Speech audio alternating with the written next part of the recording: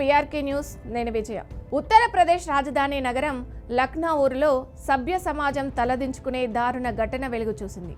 ఓ యువకుడు కన్న తండ్రిని తుపాకీతో కాల్చి చంపడమే కాకుండా మృతదేహాన్ని రంపంతో ముక్కలు చేసి డ్రమ్ములో దాచిన ఘటన స్థానికంగా కలకలం రేపింది.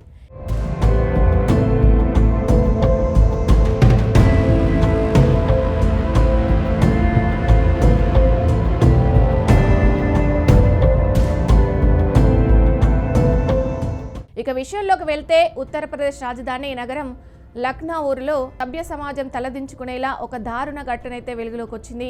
ఓ యువకుడు కన్న తండ్రిని తుపాకీతో కాల్చి చంపడమే కాకుండా మృతదేహాన్ని రంపంతో ముక్కలు చేసి డ్రమ్ములో దాచిన ఘటన స్థానికంగా కలకలం రేపింది. పోలీసులు తెలిపిన వివరాల ప్రకారం మనవేంద్ర సింగ్ నగరంలో పాథాలజీ ల్యాబులు, మద్యం దుకాణాల వ్యాపారం నిర్వహిస్తున్నారు.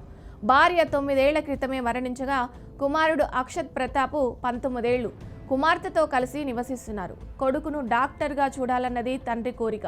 ఇంటర్ పూర్తి చేసిన అక్షత్ను నీట్ పరీక్ష రాయాలని తండ్రి తరచూ ఒత్తిడి చేసేవాడు. అయితే అక్షత్కు చదువుపై ఆసక్తి లేదు. కుటుంబ వ్యాపారాలు చూసుకుంటానని గొడవ పడేవాడు.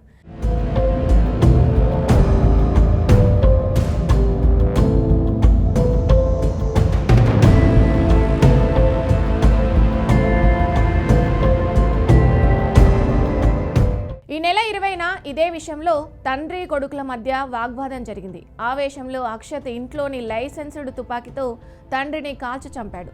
ఆ శబ్దం విని పరుగున వచ్చిన 16 ఏళ్ల చెల్లిని కూడా చంపేస్తానని బెదిరించి నోరు మూయించాడు. అనంతరం డెడ్ బాడీని మాయం చేయాలని అత్యంత కిరాతకంగా ఆలోచించాడు. మృతదేహాన్ని 3వ అంతస్తు నుంచి కిందకి తెచ్చాడు. రంపంతో శరీర భాగాలను ముక్కలుగా కోసి ప్లాస్టిక్ డ్రమ్ములో కుక్కాడు.